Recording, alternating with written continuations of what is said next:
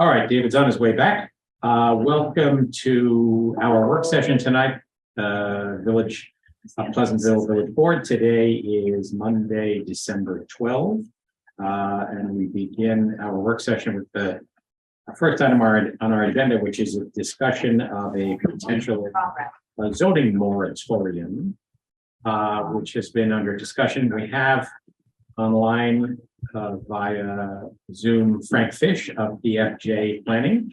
That would be the F in DFJ. Susan Pabate, who often sits in on these for us, is otherwise engaged tonight. Welcome, Frank. Thank you. Thank you, Mayor. The august leader.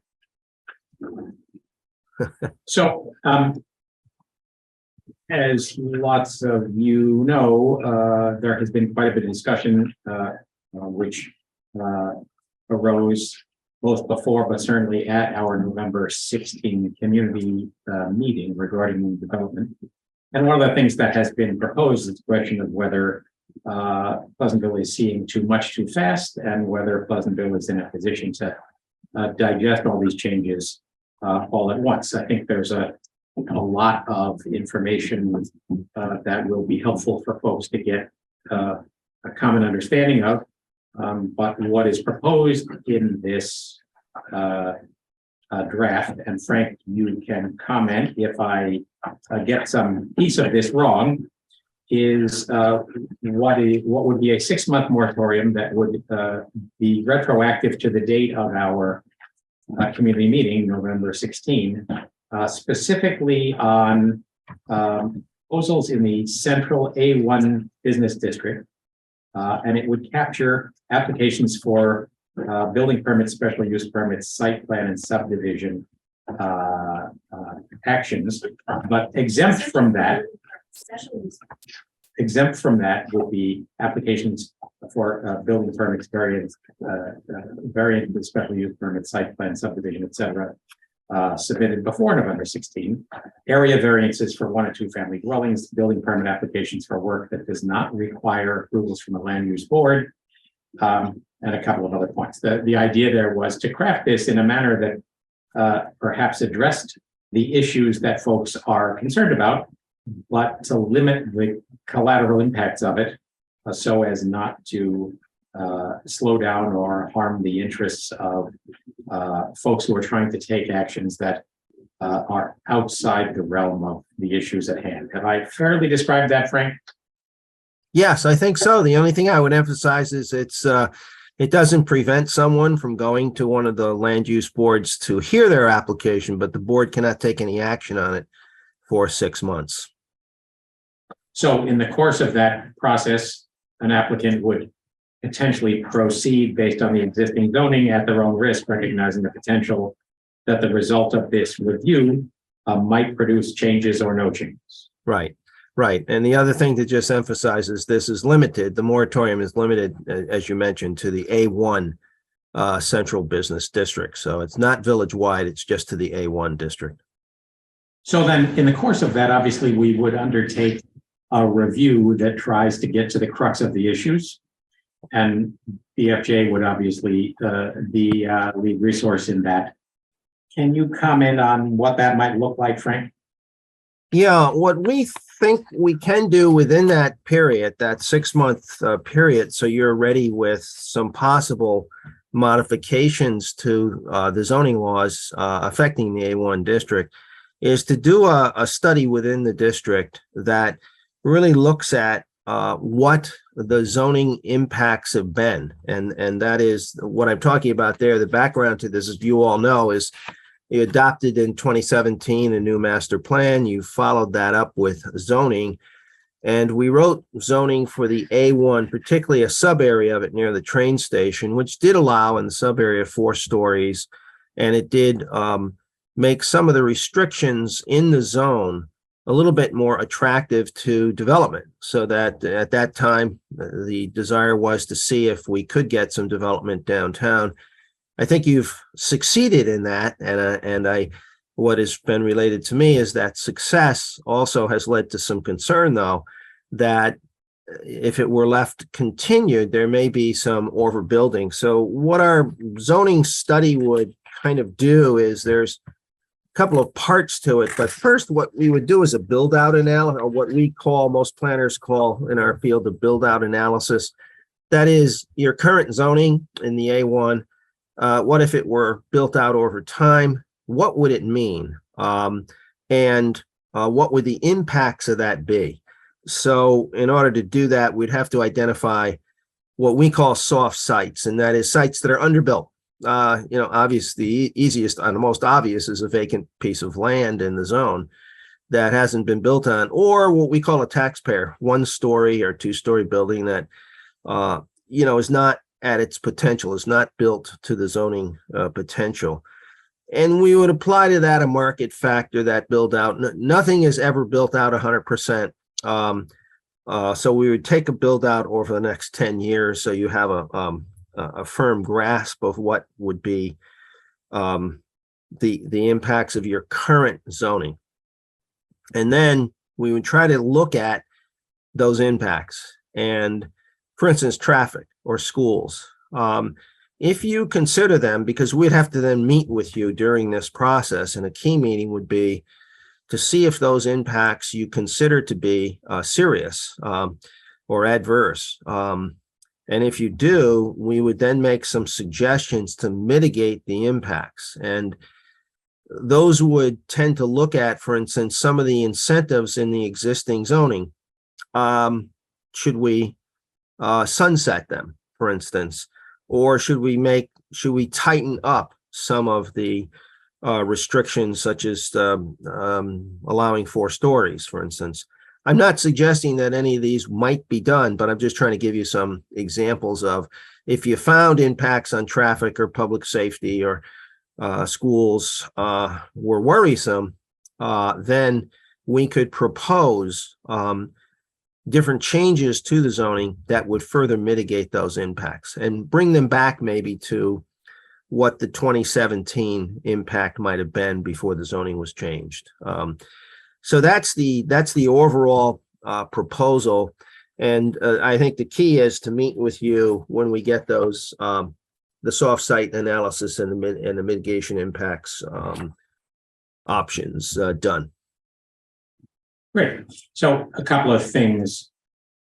One thing I just wanted to get out there, and obviously the past is not necessarily an indication of what the future looks like, but one of the things worth noting is that there has been what I would characterize as pretty remarkable stability in the school district over a long period of time. And I throw this out just for the benefit of folks who are listening.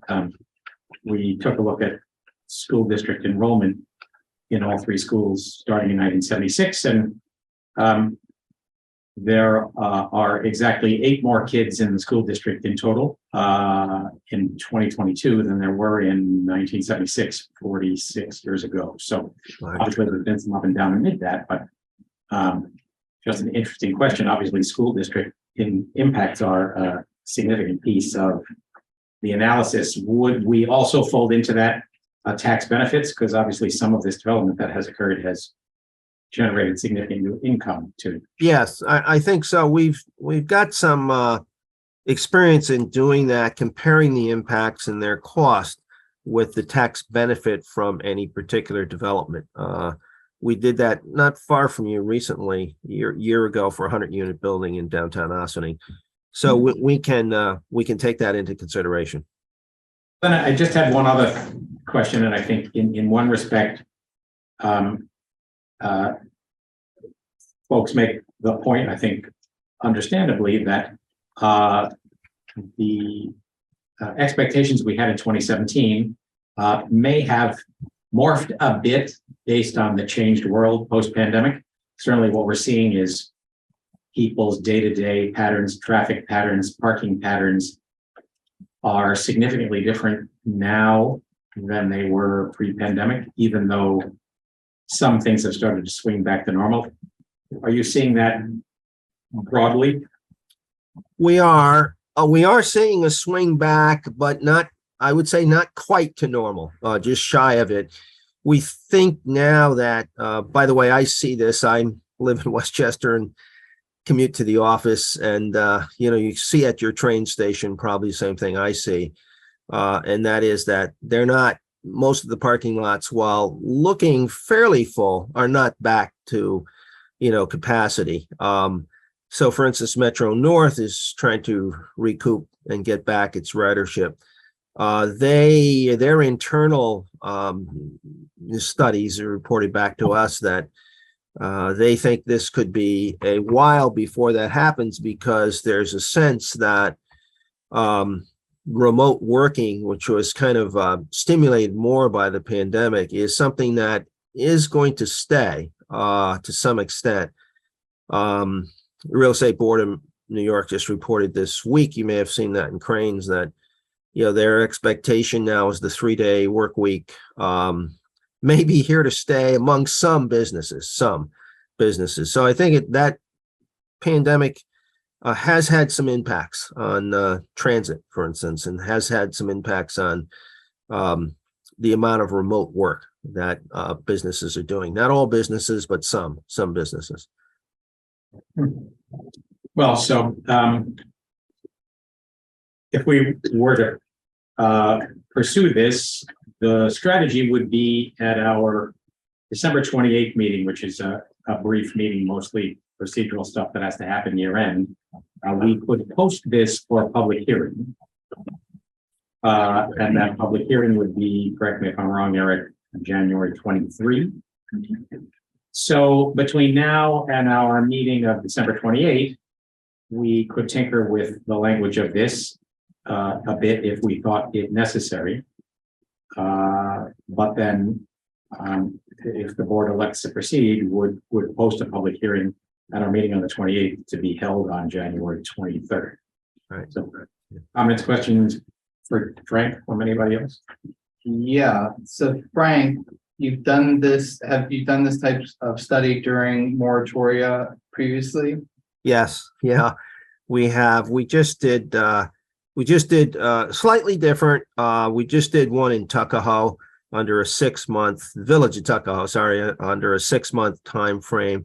It had more to do with every village is a little bit different. In Tuckahoe's case, it had more to do with the reuse of structures that had been identified in the comprehensive plan as significant, and developers' applications to change those structures. So they put a moratorium on all of them that had been identified in the plan, so we could identify what was truly historic, eligible for on the state register. So while it was a little different, it still was the same methodology, and the impacts that we looked at were similar. So has there been an example of a village that did the moratoria and made changes to the zoning based on that, and one that didn't? And could you comment on why each of those happened?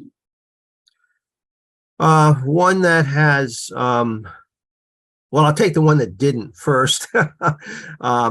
In Rockville Center, downtown, again, downtown limited to their business district, we did under a 6-month time frame a build out analysis, and then this would have allowed mixed use in downtown Rockville Center. We did a build out analysis of that. What were the impacts on traffic, public schools, public safety? In their case, in Rockville Center, they decided that the boundaries the village board had chosen were a little bit large, and they wanted them to be reduced in size. So they did not enact the zoning in that case. What they're doing now, we've gone back and we're going to look at a slightly reduced area. They had looked at an area that was a couple of square miles, so it's much bigger than what you're looking at. And so they're decided that the impacts there were large. They're going to go back and define it a little bit more carefully. And then we're looking at now, which will, right now, the indications from the trustees are it's all going to pass. We're looking at changing the zoning in the village of Great Neck Estates. And that's also been a 6-month process. A final public hearing is coming up, actually this coming Monday night. So that one looks to me, I don't want to predict, but all of the indications I've heard are very favorable for it. Have there been any occasions in which the moratorium itself had unintended consequences? I would say where you get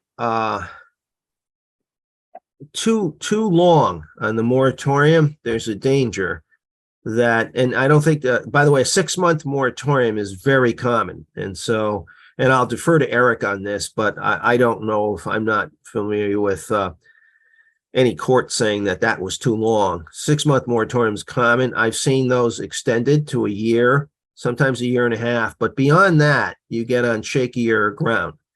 So I would say there are some, unintended consequences if you aren't careful with these, because you could be overturned on a lawsuit. The other item is you've been too widespread and difficult on the moratorium. I don't think that could, again, affect property rights. I don't think that's the case here. You've provided for what the state recommends. You've provided for, an appeals process. The appeal would go through the building department to you, to the board. You've provided for that, and that's necessary, sort of in a moratorium. So I don't see, too many unintended consequences here. I have seen, those where the moratorium was too broad and too long, and then there were challenges to it. I think so far this one's tightly construed. In fact, the wording of this moratorium, I was just looking at something called a land use moratorium technical series by the state of New York, and your moratorium follows it very carefully. And last question, are there economic effects depending upon the economic cycle of moratoria?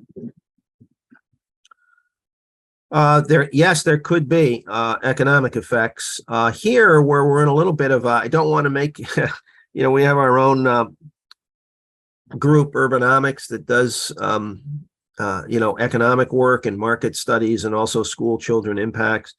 Right now, it seems to me that we're not in a tremendous growth. We are in a growth spurt. We've seen a growth spurt with residential, and the residential market in Westchester continues.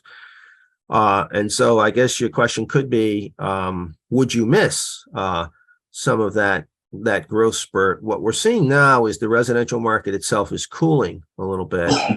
And I think in that, a developer, if he felt or she felt that they had a very, very good site, the thing about your moratorium is it doesn't prevent them from going forth in the approvals process. It just prevents the planning board, for instance, from approving it till the moratorium is over. So it does allow them to go forward. Not all moratoria do that. So I think, again, you might minimize that, unintended consequence on economic impacts. Thank you. Could you explain how the process of applying for relief from the moratorium works and what cases that would apply to? Yeah, you've got, and the way the state has set up things, you could make you got a choice of boards that you can appeal to. And in the case of your local law, it chose the trustees. You do have probably the most discretion over zoning, so that's probably a good choice. So it does give the applicant or a property owner the ability to appeal. And there, I think you've got to, trustees have to decide, do they have grounds for appeal? Do they have basically economic harm to them?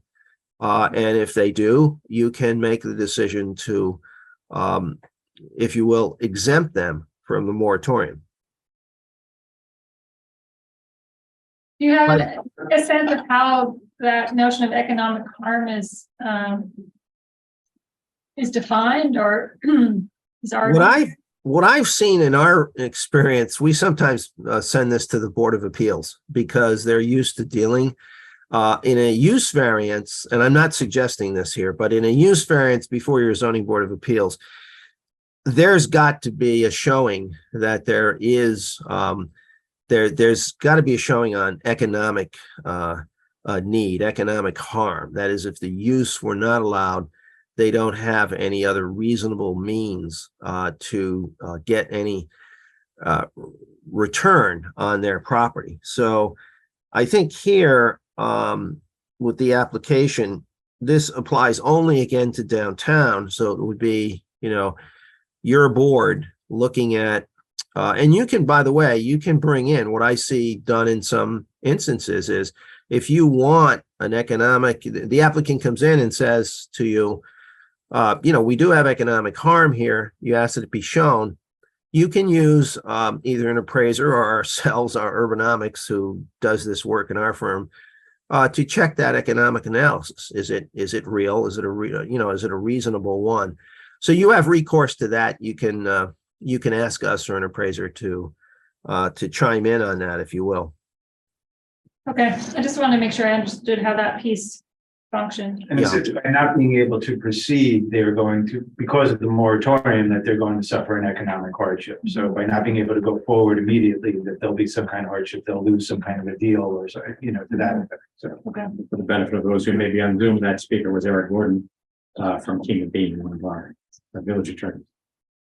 So, Frank, this is Michael Peppered. Thank you for your work. And I have two questions. One picks up on what Nicole just asked. As I've been reading through this technical series of page turners about land use moratoria, I'm curious, when you say economic harm, is that the same thing as unjust taking or the takings issue, or is that a different issue legally? No, that I'll answer for Frank. Okay, Sorry. sure.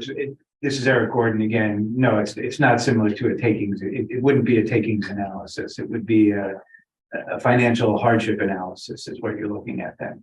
Okay. At least that's my experience. I don't know if Frank has had a different experience. No, exactly what Eric said. I mean, we always usually say, and to be a taking, and by the way, I defer to Eric on this for legal counsel, but to be a taking, you've really got to take all reasonable use away from the property. This threshold would be higher than that, a little easier to show than you just showing economic harm. All right. So, and then my second question would be related to David's, I think, about the unintended consequences. I was really pleased to see the exemption proposal about commercial and retail uses under a certain square footage, because one of my concerns is about commercial retail development in town. So I guess my question would be, in your experience, have you seen unintended consequences on commercial and retail that we should be thinking about in our deliberations? Yes, we've debated this one in both Bronxville, the village of Bronxville. We finally did a survey in Bronxville of what was the average size of a store. And I was surprised it was between 3,000 square feet and 3,500 square feet. So this exemption you've chosen, at least in some other villages, and I don't know, we have not done that type of survey in Pleasantville, but the other place we have done it recently is the village of Southampton, and I know that's, different place, end of the island. And there they chose, they actually chose 5,000 square feet, but it was really because two stores were approaching that size. And so that they chose that. But I think your 3,000 square feet would probably exempt the majority of your stores. And so their permits would be just as before during this period. There wouldn't be a difference for them. That's right. They'd be, if they're under 3,000 square feet, less than 3,000, they'd be exempt. Yeah, because we want to make sure that, for instance, if a storefront is vacant and they realize that they can't really be retail anymore and they need to be a restaurant or something like that, that they're not going to be impacted. And this is already built out, but it's not built out for the right purpose. They can still go through the normal approval process, correct? They could, up to the 3,000 square feet. So it might be that on our side of the table, we take a look at that 3,000 and see whether that might want to be increased a bit. based on what we know is out there, but Yeah, Peter, that's right. That's a change you might want to, as I say, in Bronxville, I know when we did the survey, we chose 3,500 because the vast majority of stores there were under 3,500. almost nothing in Pleasantville is as big as Bronxville. Yeah. Yeah. Frank, how you doing? This is Paul Alvarez. I'm another trustee. I had a question as in your experience. So, once we decide to pass and moratorium and it goes for 6 months, in your experience when this has been done before, how often do these get extended? And if they do, for how long? The reasoning for my question is, it's just if we needed more time to do more research. In your experience, how often does that happen? And what challenges occur once that goes into effect? It does. By the way, I do find, I can't give you an exact percentage, but I would say there is a good percentage. I don't know if it's 20, 25%, but it's a good percentage where you have a 6-month moratorium and you, at the end, you get the work product done, but you need some extra time among yourselves to, let's just take what we just talked about. You want to check out the 3,000 square feet. Suppose we come up with some zoning recommendations and you need the time, you need some extra time. I find a 6-month moratorium is it's not unusual to extend it. And the usual extension is either 3 months or 6 months. But by doing the 6-month, tell you the truth, the reason I like it is if you were to retain us to do this study or any other person, it gives strict deadlines to us and you get the work done so that you can, and obviously in our case, we will definitely, meet with you, go over what the findings are so that toward the end is where it gets in, say you're in the 5th month and, it is like it is now. Say this were the 5th month of your deliberations and around the corner now is Christmas and New Year's, and you're going to extend it into January and suddenly you realize you need more time. Well, you can extend the moratorium by 3 months if that's what you feel, or you can extend it by 6. And that's very common on a tightly hewn moratorium, which this is, a 6 month is, I think that's a good way to start. There's nothing bad about extending if you need the extra time. Okay, thank you. Any other questions? All right, Frank, I thank you for logging in. I thank you for the good work you guys have done for us over these many years. And just to remind everybody, it was Frank and Susan and the team at BFJ that led our master planning process in 2017, the result of which was, among other things, a Westchester Municipal Planning Federation award. So we've got the right team. So thank you for that. So we'll kick this around a little bit and be back in touch, but appreciate your help. Thanks, Peter. Thank you. Thank you, Frank. Yep. Thank you. Bye-bye now. All right, so we'll continue to kick this around and as I reported at our meeting on the 28th, which is Wednesday, it's just a procedural meeting, a very brief meeting. I think we're likely to post for public hearing a proposed moratorium that may have been morphed in some way from what you see now. The text, Eric, why don't we put that text up on the news page, just so people have to dig into the agendas to find it, clearly marked as draft. And stay tuned. Meanwhile, anybody who has any comments, concerns, whatever, you should reach out to any of us, or maybe if you want to have a sort of a formal rendition of comment to the record, get it to Alyssa and or Eric, and they'll make sure that the board gets it. So, thank you, Eric Gordon. Appreciate your time. We'll release you from this temporary bondage. All right, next up on our agenda is a conversation with Ben Meslona of Fiscal Advisors. Ben was on, there he is. I'm gonna promote Ben to a panelist. All right.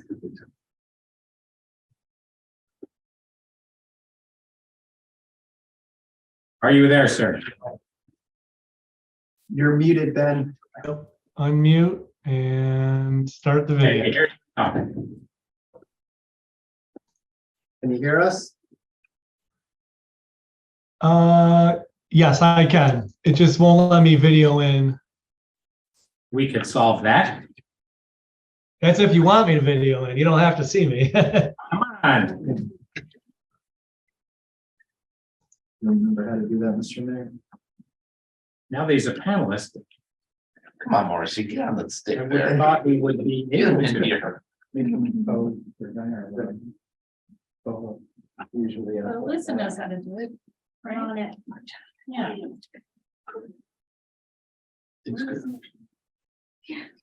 Is I'm awesome here these days. Huh?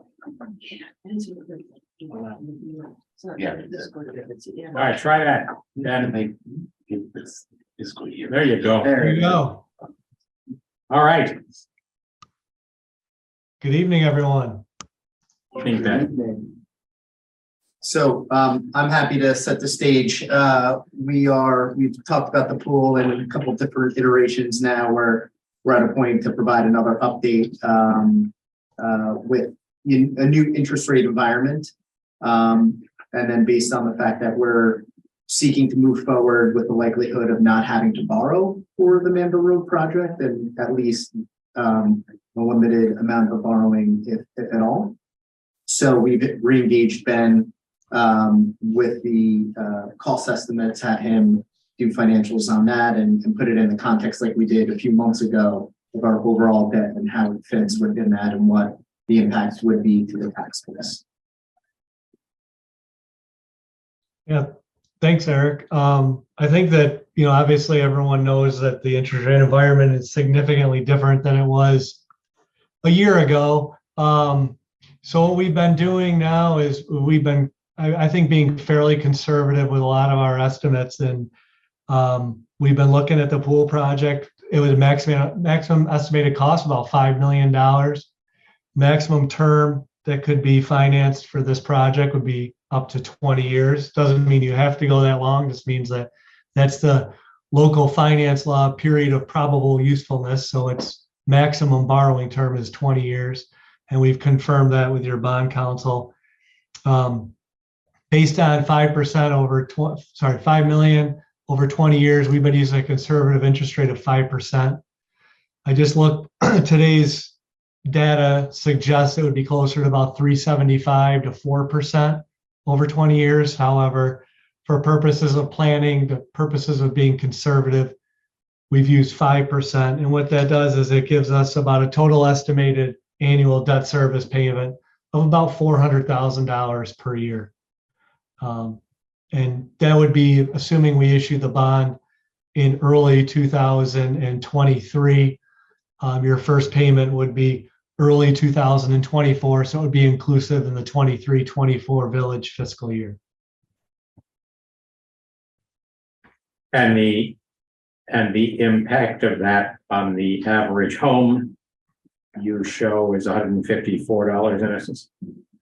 Correct. And I believe, and that's based on the total debt service amount. From what I understand, could be some efficiencies or some surplus from pool operations, but when I do my calculations, I only include the debt service.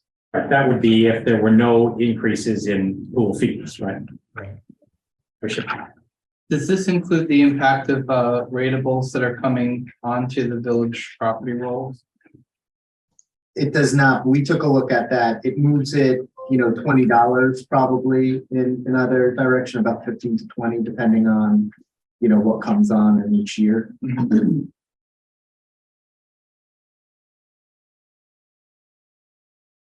then did you, the last time we did this, which for Manville Road, what was the cost estimate before we went out to bid? The second cost estimate was 2.4 or something like that? Well beyond that. Yeah, we had that cost estimated. I think we were in the 4 million range.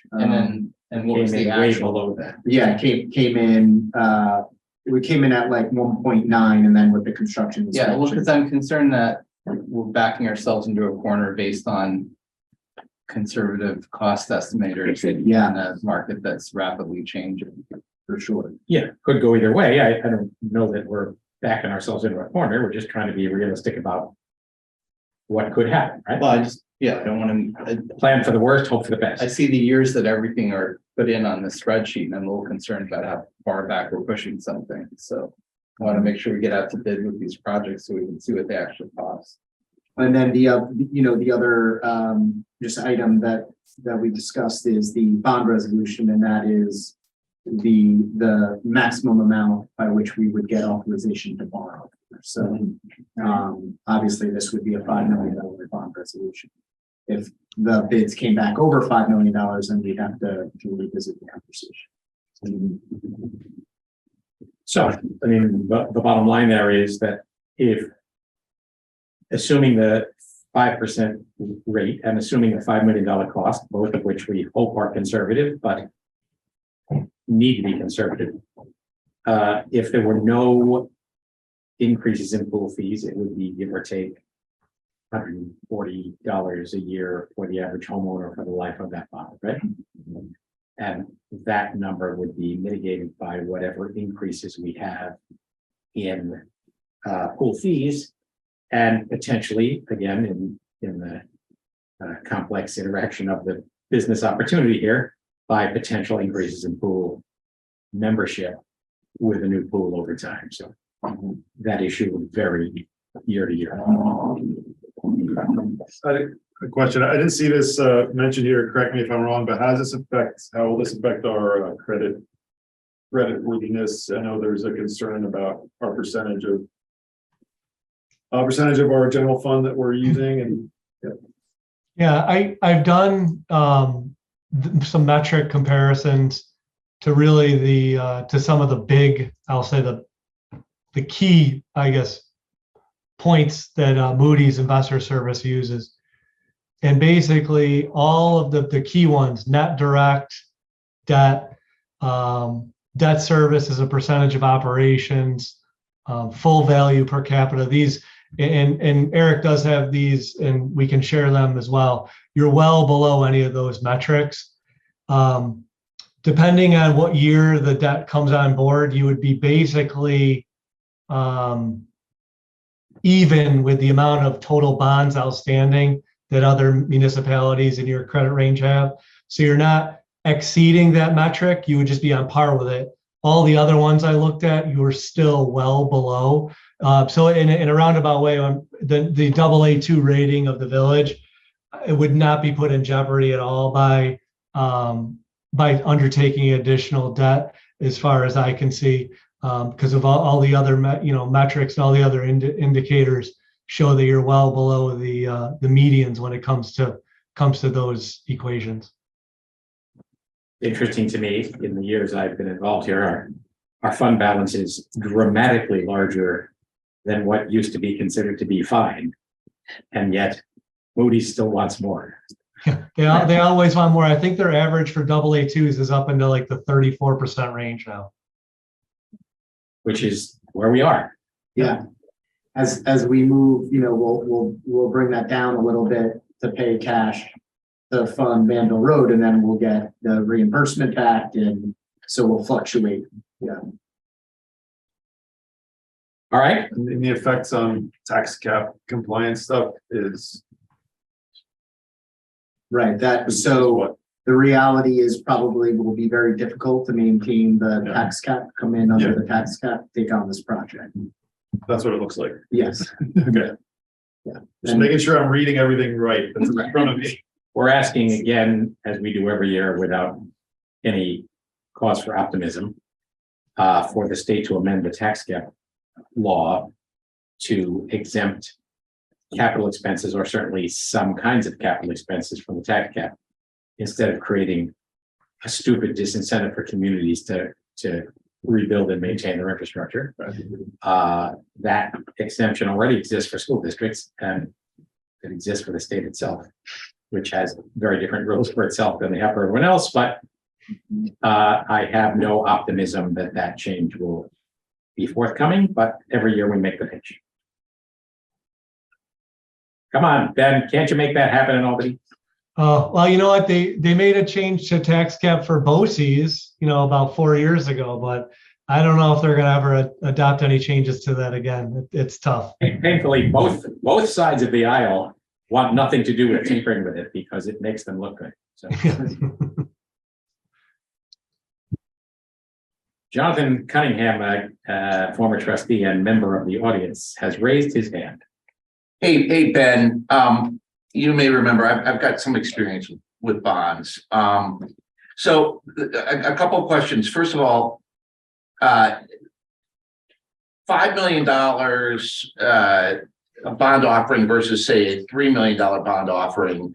Does that have a material effect on the rates that the market would provide?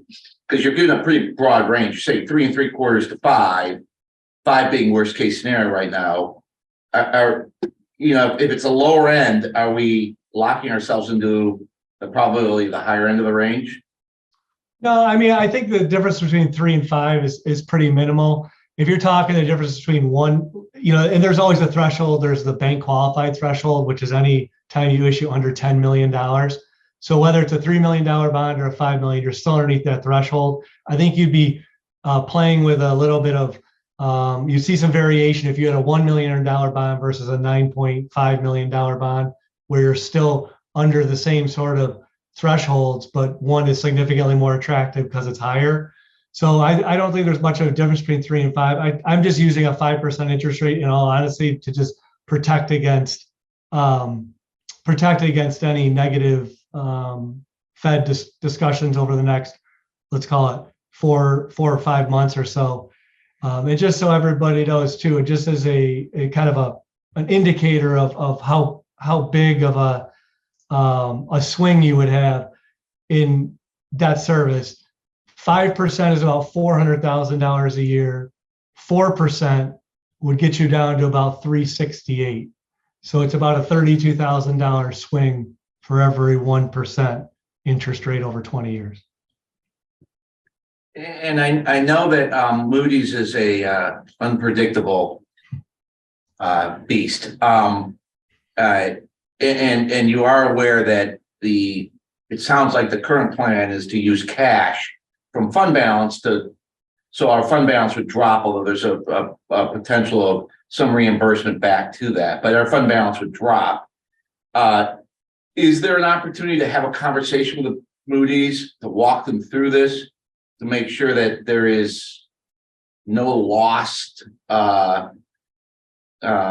communication in what we're doing, so that they don't, because they can be very numbers driven, as you know. Absolutely. And what's interesting, and it's a good question, is Eric and I had a very long discussion about possibly, paying off Manville Road all in one shot this fiscal year, which would have drawn down the fund balance below that 34% range where Moody's likes to see it for AA rated municipalities. So and I mentioned that if we did that it could raise an eyebrow, especially if we're going to come to market with a brand new bond issue. So the decision was made to not pay down the whole thing, maintain a healthy fund balance, to not raise any red flags. And the plan when we do go to Moody's will be to say, yes, we drew down a little bit of fund balance because of this methodology in regards to our long-term debt. We wanted to avoid another bond issue. And here's our plan to continue to increase fund balance. So although we haven't initially gone to Moody's because there hasn't been necessarily a trigger where we needed to, because we still haven't fallen below any thresholds, when we do go to Moody's for the long-term bond rating, we'll have a full explanation of the methodology of the village and the rationale behind our decisions. Because you're right. And it's interesting. I've seen municipalities where every indicator is on the positive, except they're drawing down their fund balance, and they always hone in on that. So I think before we decided on the plan for Manville, we had quite a few discussions on what the best method would be. All right, good. All right, any other questions? I thank you for that, Ben. Thank you for your advice as always, and the clarity of your presentation. Very much appreciated. hoping that you are unnecessarily conservative, but we appreciate the fact that you are. I hope so too. All right. We'll release you. Thank you. Thanks, everyone. Have a nice evening. Thank you.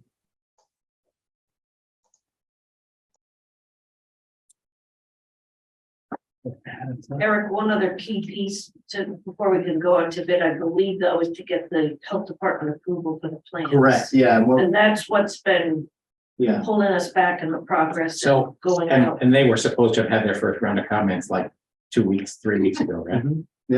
we followed up, nothing back, so, That, not even an answer? right, not even But another. the original plans were submitted over a year ago. No, Six. Who was in this? July, yeah, July, August, so we will not. Steve Rapunis was a little late on that too. Yeah, and talking to Steve, we certainly want to look at what those initial comments back are like before we start putting everything in order to proceed. So that is. I mean, you say that, I mean, obviously it's wise to do that, but is Steve Rapunis fearing that the comments will be significant?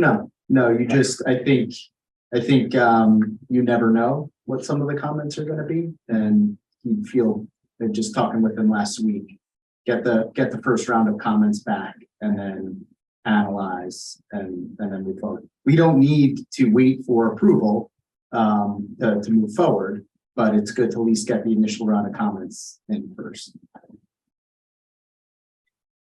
So, I mean, I'll give you my perspective, on this interest rate. If it's closer to 3, if it's in the 3s, by my historical standards, it's still very reasonable. What I would urge you guys to do is push bond council to do a 20-year bond with a call protection of 10 years or 15 years. Just gives you the option to get rid of it earlier.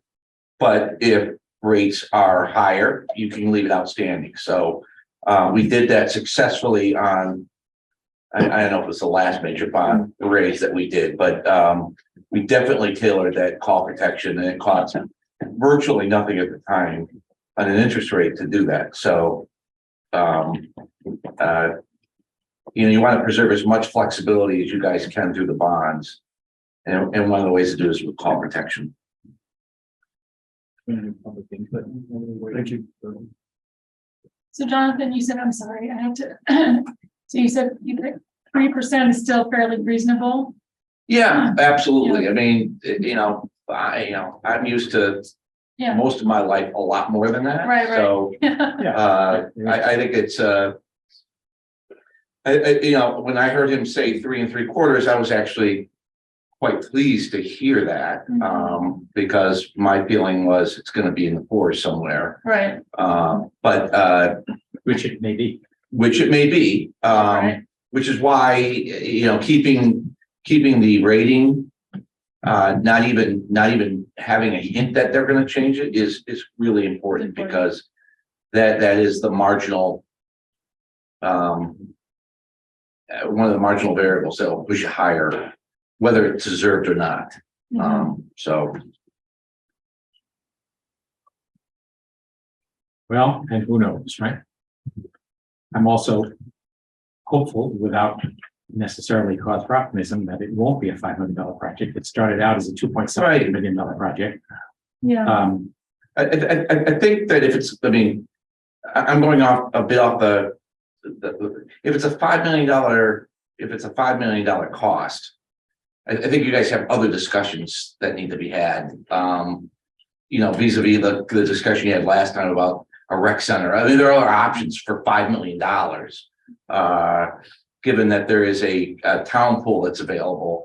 I mean, $5 million is a huge number for a village pool and I love the pool. I mean, I'm a fan of the pool, but that's a big number for a pool that services 1,100 people. It is a big number. Yeah. It is a question. Civic space might be more important. No, that I would argue. You guys are killing me. Either just get it over and shoot me, or put it to bed. Use Nanahagan Park. Come on now. You can move it right into the middle of the village, I definitely do it. Well, I have 2.5 acres that I'm willing to sell for building space. I know you have to rezone it, and that would be a problem. You get by the moratorium. You guys are getting clever at rezoning, so. Plus, it's the village. You don't need to rezone anything. You can't, now that nuclear fusion has been figured out, your site would be perfect. It's high, it's, You go deep. Yeah. Yeah. all right. 7:56, 8 o'clock, we will start. Welcome, Assemblyman Thomas Avenatti. Make a few announcements and then you are first on our list. Well, thank you. This is modern technology. Yes, very good. So guys, the Manville Road project was, at one point, you guys were worried it was gonna be like $4 million. Right. All in, it's coming in at around 2.5 million. Yes, That's great. Congratulations on that. I mean, honestly, it's coming back just the way we anticipated way back when. Go back 4 years, that was the initial cost. 750 from the village, so, Yep. Great. Yeah, and people That's are, good news. people are confused at the moment because it's only one side been done and, like, what are you doing? But I do think it's gonna be a game changer. I think it already has been on that side that's done. Is that your take on it? Yeah, absolutely.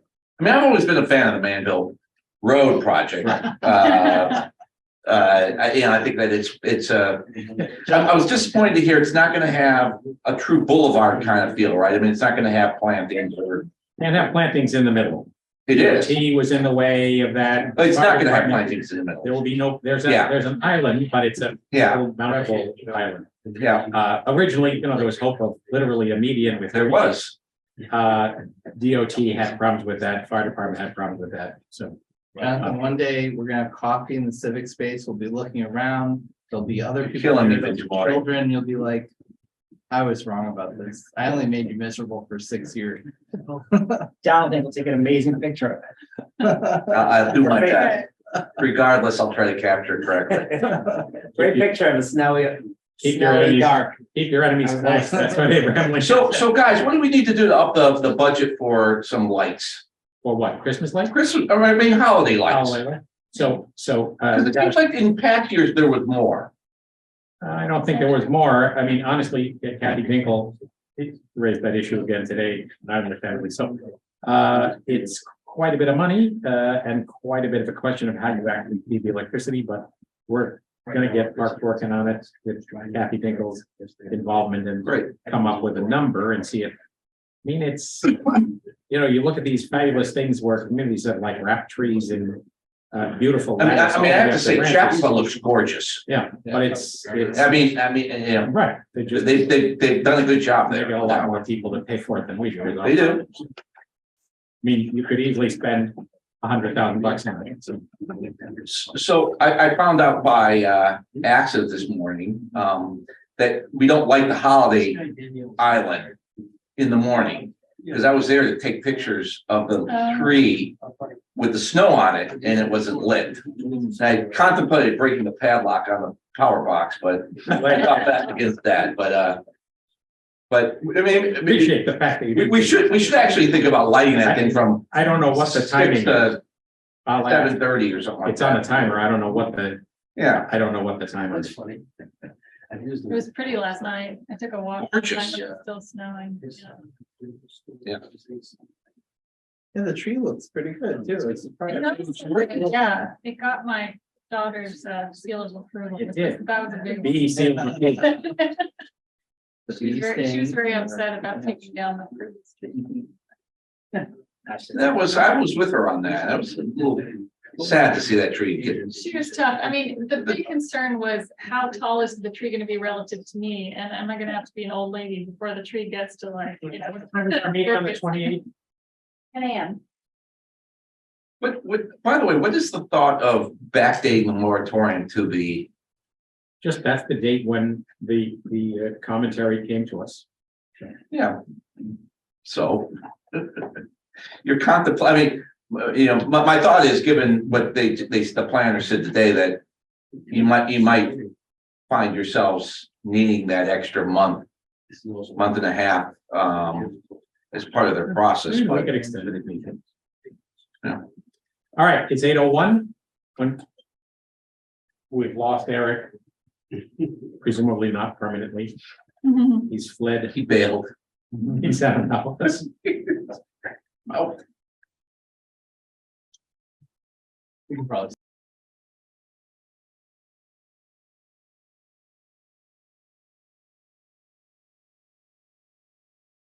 Yeah. Oh, during the work session. All right, I see. we're ready? We're ready. Yes. Good evening, all. We have just finished our work session and are beginning the regular session for the village board, the village of Pleasantville. Today is Monday, December 12th. If you care to participate in our meetings, you're welcome here in person, but much of the activity and many of our visitors are via Zoom, as is the case tonight. Tonight, among other things, we have our youth recognition night and a raft of young people who are signing on by Zoom. Within a few days, you can pick up our meetings in an on-demand webcast at pctv76.org. This is our last normal Monday meeting of the year 2022. Our next meeting is at 10 a.m. on Wednesday, December 28th. That's mostly a procedural meeting to move forward things that have to happen. Since the regular Monday would have fallen on December 26th during a week when lots of folks are out. So we have a few things to do tonight, but the first thing I wanted to do was to invite our longstanding Assemblyman Tom Avenatti to come here to the Village of Pleasantville. So let me meet you at the podium.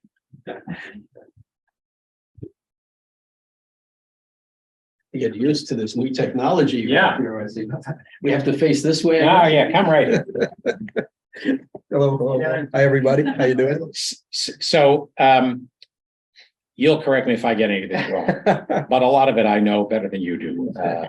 The first is that Tom has been a public servant for a very, very long time with many offices here in Westchester County, Town of Greenburgh, County Board of Legislators. And he was elected to represent District 92 in the New York State Assembly back in November of 2010. Right. And has been our assembly person ever since. And I am pleased and honored to invite you here to say it has been our good luck to have Tom Avenatti as our member of the Assembly. It has been our good luck to have you as a member of our extended community. You have a Pleasantville address, even if you're just a little outside the actual village, but certainly within the school district. And I don't assume that we would have gotten any less attention from you if you didn't have a Pleasantville address, but it has always pleased me. And I can say in a heartfelt manner what I'm about to say, which we have enshrined in this proclamation, amuses me no end to think that we're doing this to hand to you, since on most occasions you or you and I are at some setting and handing this to someone else. Right. Right back at you, Avenatti.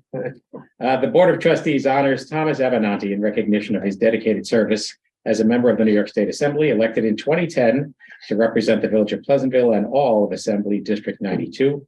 His leadership on the environment, human rights, gun violence, and support for people with special needs has created a legacy that will benefit all New Yorkers for many years to come. And his loyal support for the Village of Pleasantville has underwritten important projects that would not have been possible without him. Issued this 12th day of December 2022, honoring his service on behalf of the community, I now therefore declare that December 13, that's tomorrow, is Tom Avenatti Day in the Village of Pleasantville. And I can report that a whole lot of good things have happened.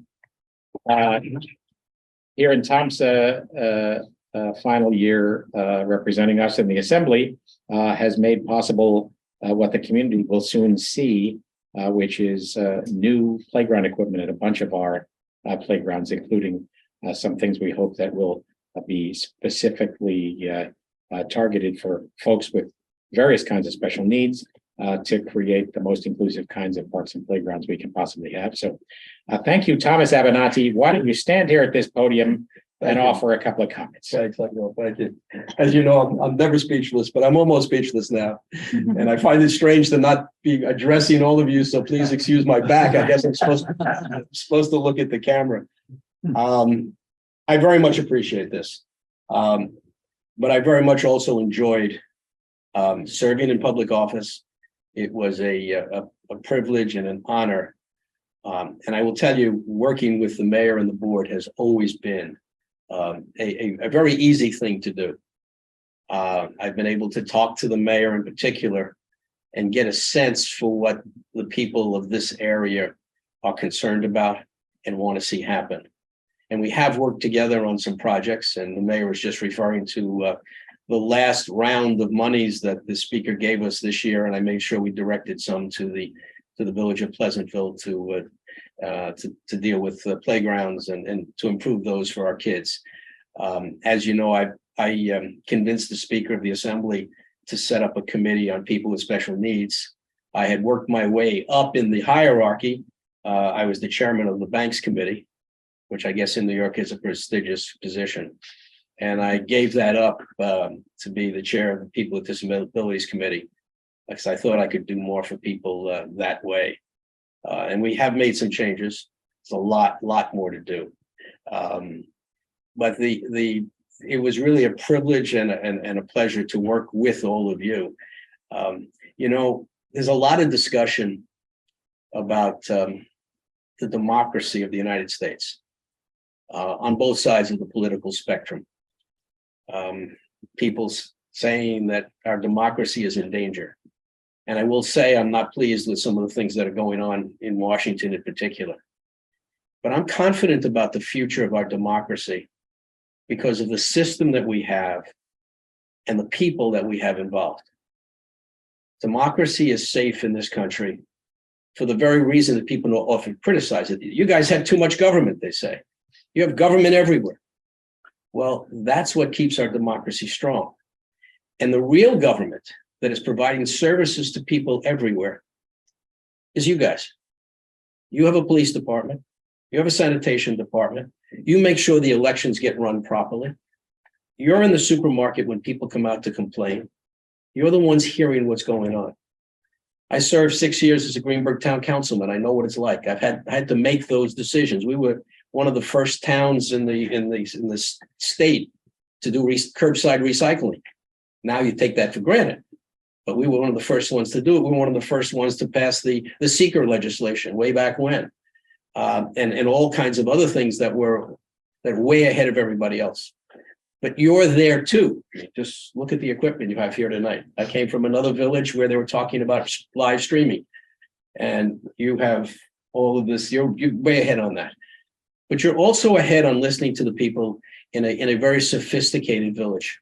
People who demand that you be modern, that you do be at the top of what's going on in municipal government. And you're meeting that challenge, all of you. So it was satisfying to work with you and to hear the mayor's advice. He knows I called him several times over the years to say, what do you think of this idea? What do you think of that idea? Should we go this way or that? Because I value his advice.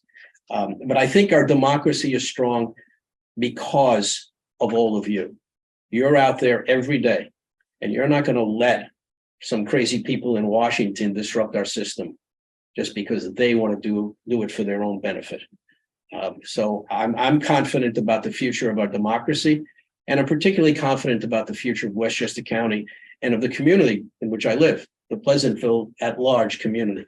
So I want to thank you for this, but I also want to thank all of you for your services and your great work on behalf of the community. So I feel honored. Thank you very much. And I look forward to coming to the christening of those playgrounds. We will invite you. So, thank you, sir. Yeah. Thank you.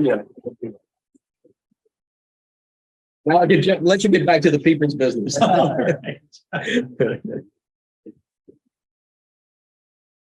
All right, thank you, Assemblyman Avenatti.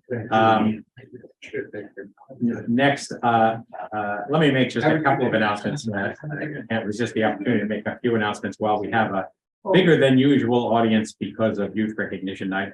I'll make it quick. First off, following to the comments Tom just made about democracy, we have a village election coming up on March 21st. 2 trustee seats on the village justice are up for election. Information on how you can put together an independent nominating petition is available at the Westchester County Board of Elections site, citizenparticipation.westchester.com, something to that effect. If you Google that, you can get. You can also contact Alyssa or Eric, and they can send you to the right place. So again, village elections for 2 trustee positions on the village justice will take place on March 21. Also want to have a quick shout out to so many members of the community and to so many of our staff who put together and then participated in the lighting ceremony we had last week. The new tree was dedicated, the dreidel lit, and it turned out to be a fabulous evening. I think maybe one of the best attended we've ever had. Thanks to BRS second graders who sang for us, thanks to a band that the Chamber of Commerce had hired, and thanks to the Chamber of Commerce, Paul Alvarez, Vice President, Bill Flukes, the President, thanks to Pace University, and to our Parks Department and DPW Department. It was a great evening, and great to see that we've gotten rid of the tree that was listing to starboard and have a new, somewhat smaller, but quite shapely tree that's dead on the money straight. So happy holidays to all. So with that, let me go back to the business at hand. Can I just make 2 really quick please, announcements? yes. Sorry. I just wanted to say really quickly that last spring we had a rebate program for people who were interested in buying electric lawn equipment. We've now added an additional rebate program for electric snow blowers. We were at the farmers market last weekend demoing one of these. So if you have a gas snow blower that you're interested in turning in and would like to replace that with an electric blower, snow blower, you can get a $125 rebate. If you don't own a snow blower and you would just like to purchase an electric one, you can get a $75 rebate. The details are on our website. And I also just wanted to say really quickly, a number of people have asked me if I'm going to be running in the upcoming election, and I just wanted to announce that I will be running. Great. That's great. I can't, I have an announcement, although I don't want to go after that, because that was great news to hear.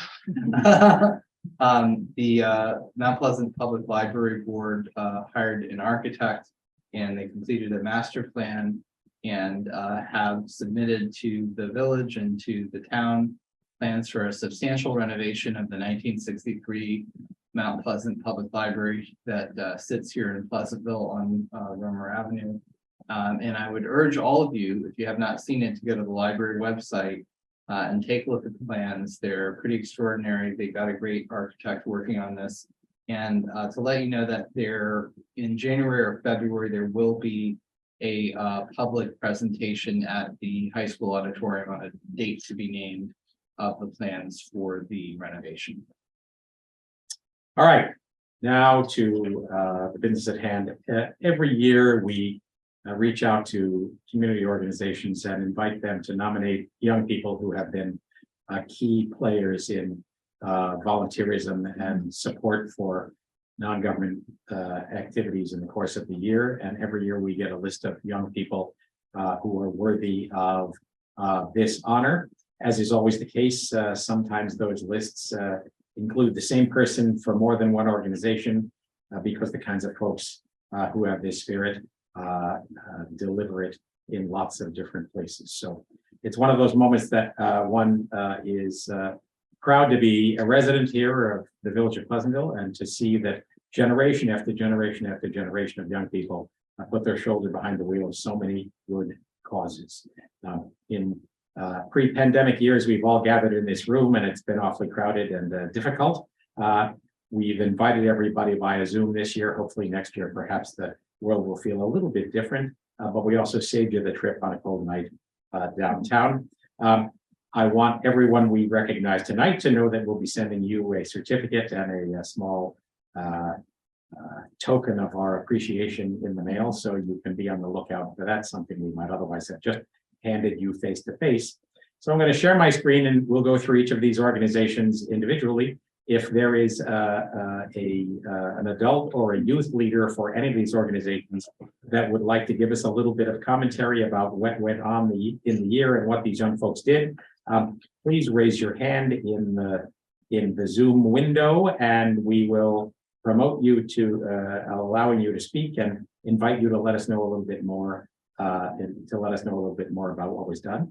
And then we'll call out the names for each of these young people and thank them. So let me just share my screen.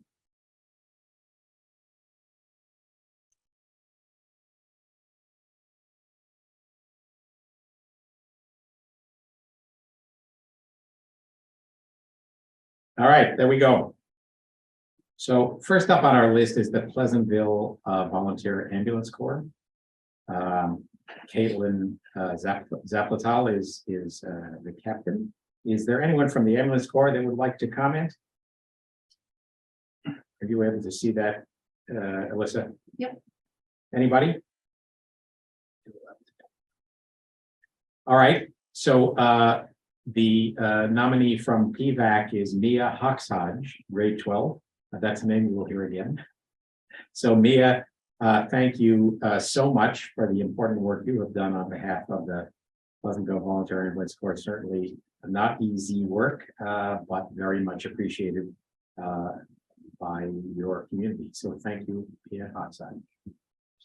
Emmanuel Lutheran Church, the Emmanuel Ringers. The nominator was Aiko Cornelius. Anyone to speak? I just. Hi, this is Aiko Cornelius. Oh, Aiko. Hi. Start. Make a pitch for your concert next weekend. Yes, we do have a concert next weekend. The 6 people who are actually nominated are from Pleasantville, but we are a group of 10 ringers. It's a music ministry we have at Emmanuel Lutheran Church. It's one of 3 choirs that we have. We draw from not just our church, but for our community as well as communities elsewhere. We do have a concert coming up this Sunday, taking place in Katona's Presbyterian Church on Bedford Road. It's a annual benefit concert that we do to raise money for a cause that the ringers choose. This year will be the Wellspring Adult Treatment Center. Last year it was the Coachman Youth Center, the homeless shelter in White Plains. So the ringers practice 2 hours a week from September to June, rehearsing music, and they play for services at our church, but they also take the time and learn music for festivals and concerts like these to raise awareness outside of what we're doing at church. So I nominated these 6. They're not all in 12th grade because I'd be very sad if they were all 12th grade. Actually, yeah. So Miyako Cornelius, Corinne Furness, Max Gonzaga, and Cynthia O'Brien are year 12, and they have been playing. Some of them have been playing since 3rd grade.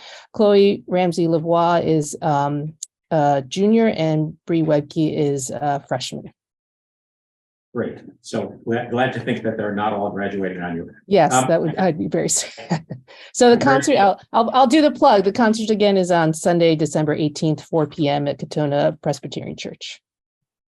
So I have had the pleasure of hearing the Emmanuel Ringers at various points over a long period of time, and most recently the night before Thanksgiving at a gathering that was held at the Lutheran Church, and it is both a remarkable and stunning sound, but also really just extraordinary commitment to these young people to participate in such a highly choreographed musical enterprise. It's just an amazing thing to hear, and I encourage folks to get to the concert in Katona if they can, or to find an opportunity to get to the Lutheran Church to hear the Ringers. So thank you, Miyako, Corinne, Max, Cynthia, Chloe, and Brianna. Very, very much appreciated. Keep an eye out in the mail, and we'll be sending you. That's your time. Thank you. Next up, Pleasantville High School Echo. The nominators were Stephanie Mera and Allison Steinberg. Is there anyone who would like to speak about the activities of Echo?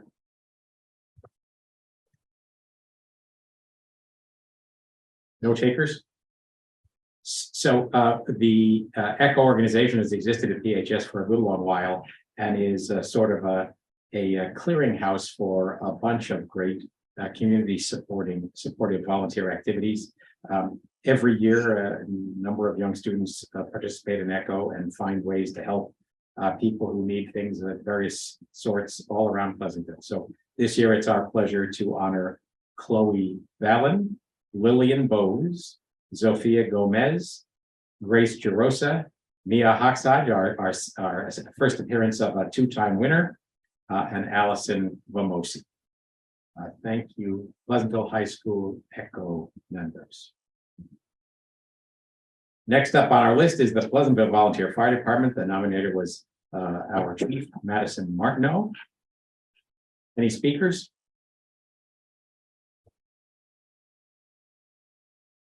Little needs to be said about what the Pleasantville Volunteer Fire Department does on our behalf. And it is always pleasing to see that there are young people in high school, in this case, Benjamin White, who have participated as a volunteer member of the fire department and a member of the junior corps. Volunteerism for the fire department is particularly important in a time when it's harder and harder and harder to find folks who have enough time to do it. So Ben, we look forward to whatever you may do after high school, bring you right back to Pleasantville, New York, and to the Pleasantville Volunteer Fire Department. In the meantime, thank you very much for your service. Pleasantville Farm Market, Peter Rogovan and Steve Bates. We have speakers. Yes, Stephen Bates might say a word. Would be pleased to have you do so and anticipated this. As everyone always does. So over the years, I've said this in many ways, but the simplest, and it seems appropriate to go simple, is to say the village's farmers market benefits from the most worthy, generous, team-oriented, and fantastic youth. In all weather, they support significant steps together to set up and put away the market. They also support the weekly kids and music programs that we have May through October.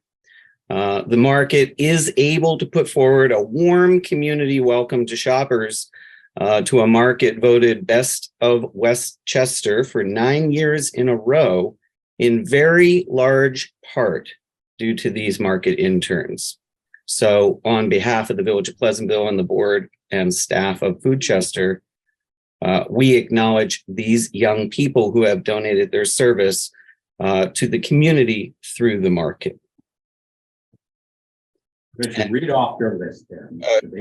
Sure, I'd be very happy to. And so we acknowledge Michael Bucci, Harrison Kaufman, Aliona Myrick, Zachary Nielsen Papish, Eli Nielsen Papish, Aaron O'Mara, Nicholas Peters, Annie Rogovan, Elsie Sable, and Mackenzie Sable, and Jaden Sarabin.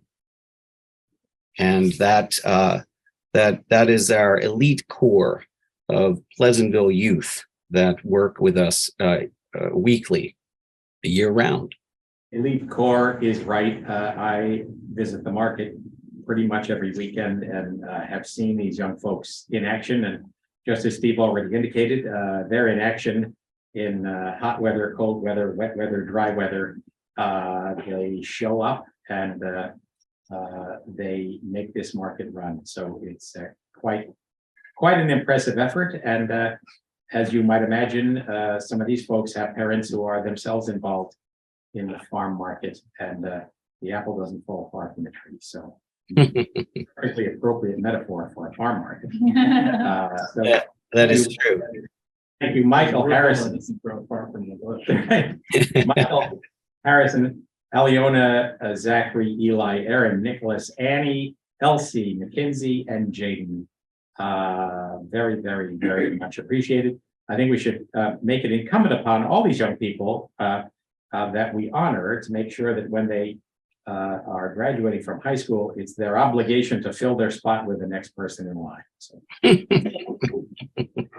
Thank you, Steve Bates. Thank you to these young people. Thanks to Peter Rogovan and to the entire board of the school district. I'm Thank sorry, Thomas Martin. Yeah. Next up, Pleasantville VIP Sports. The nominators were Beth McGinley, Colleen Sullivan, and Kathleen Wallace. Anyone like to speak about the activities of VIP Sports?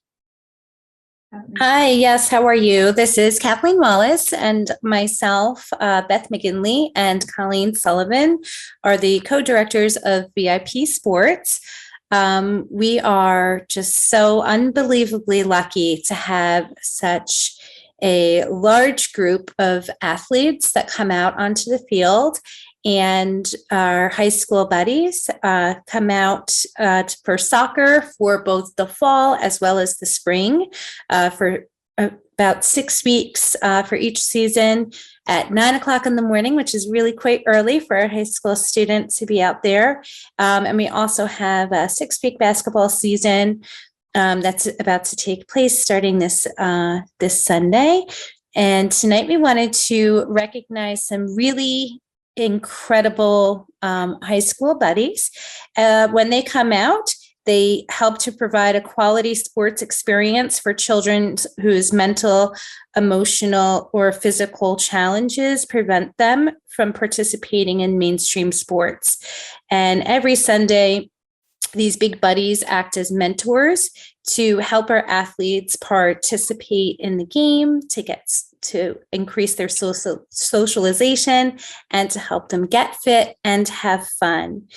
We are so fortunate to have Bruce McLean, Maeve Renalson, Katie Quindero, Kate Maroney, Erin O'Mara, Tessa D'Alessandro, and Ella Maroney. They are incredibly valuable assets to our VIP organization, and we're so fortunate to have them volunteering year after year with us. And I couldn't say enough about how incredible these kids are. Thank you. Thank you for that, and thank you to you guys for continuing this really extraordinarily important program. Thank you. It's such an honor to get to see, all these athletes and their buddies out there, participating and socializing and really making some nice friendships along the way as well. It's a great thing, and the adult leadership and these young people serving as mentors helps deliver what we all hope for Pleasantville, which is that it is a place for people of every stripe to come, to live, to enjoy themselves, and to become their best selves. So VIP Sports is central to all of that. So thank you, Bruce, Maeve, Katie, Kate, Erin, Tessa, and Ella. Such impressive work and so much appreciated. Thank you. Thank you.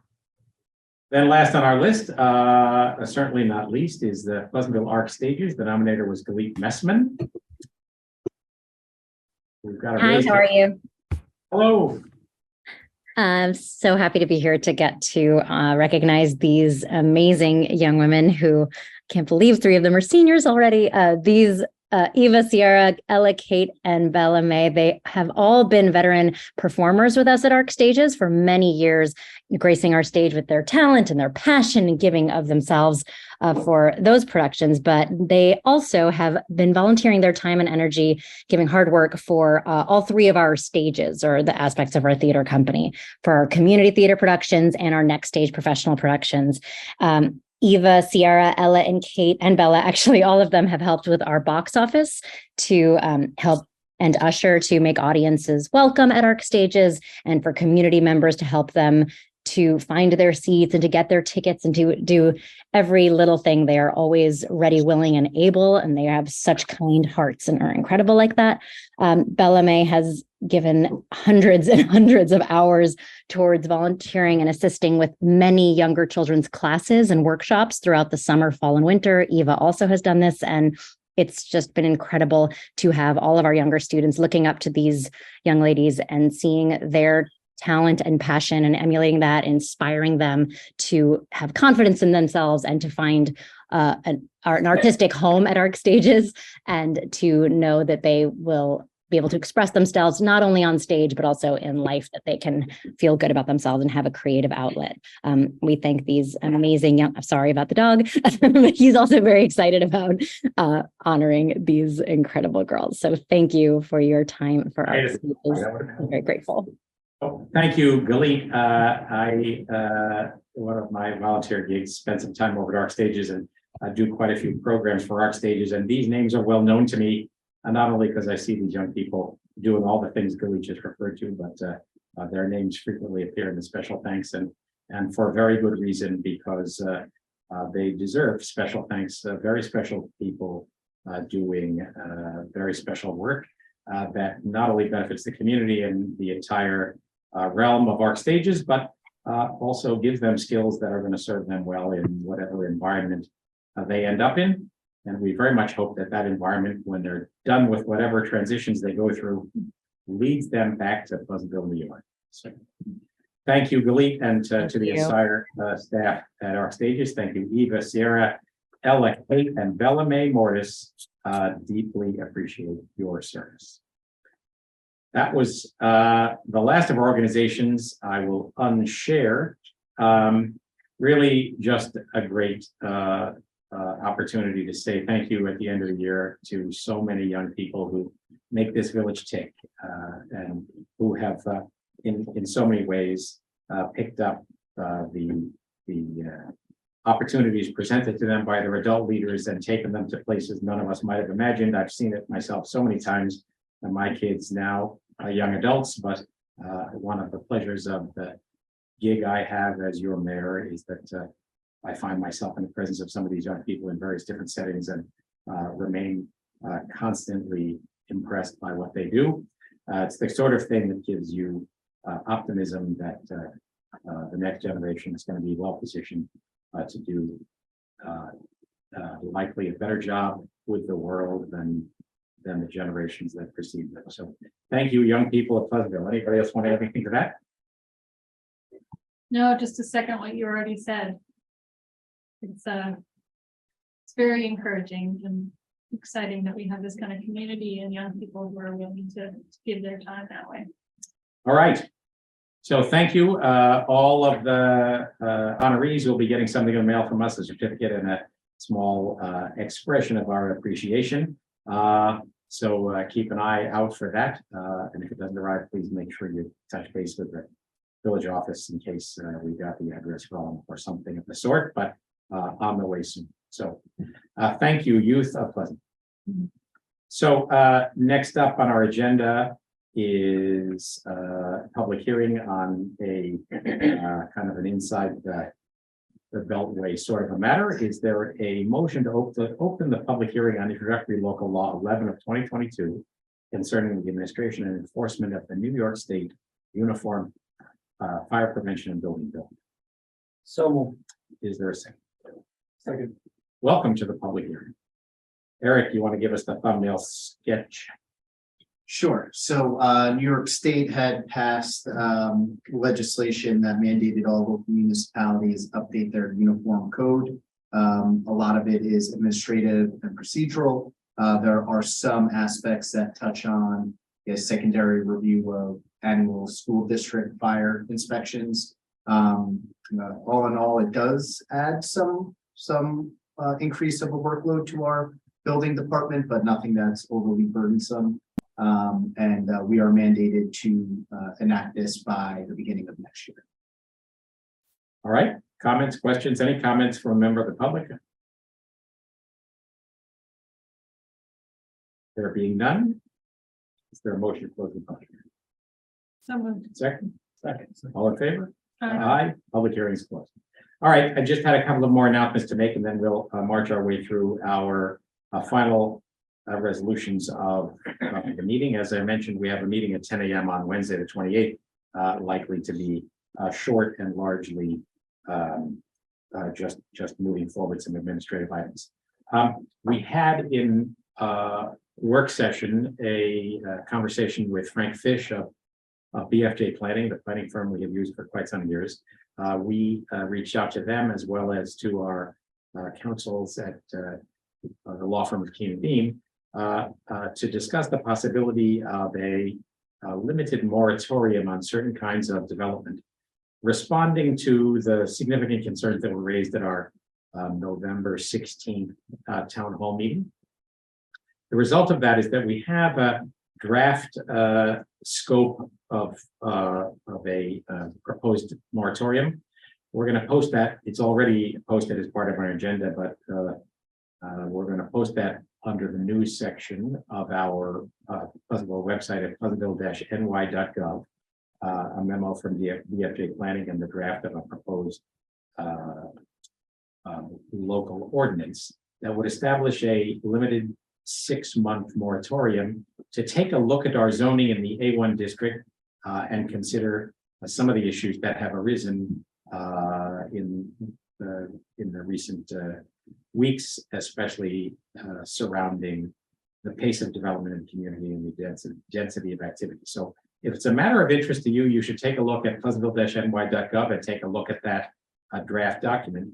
The likely progression of this is that at our administrative meeting on Wednesday, December 28th, we are likely to set a public hearing for a proposed moratorium. And that may have been tweaked a bit from the document that you can see in draft now. That would set a proposed public hearing on that for January 23. And it would also set in motion the requirements of a moratorium, which would be a referral to our own planning committee for comment and a referral to Westchester County for comment. So in the meantime, folks who are interested could take a look at that. And if anybody has any comment, they can reach out to any of us or to Eric and Alyssa in Village Hall. We'd be happy to have any comments anybody might have. But I think what we're seeking to do here is to craft a way forward to address some of the concerns that folks have raised and to give everybody enough time to coalesce around a shared set of facts and an analysis that would be assisted by our planning firm BFJ. So anybody want to add anything to that? Yes. Tom Rooney, welcome, sir.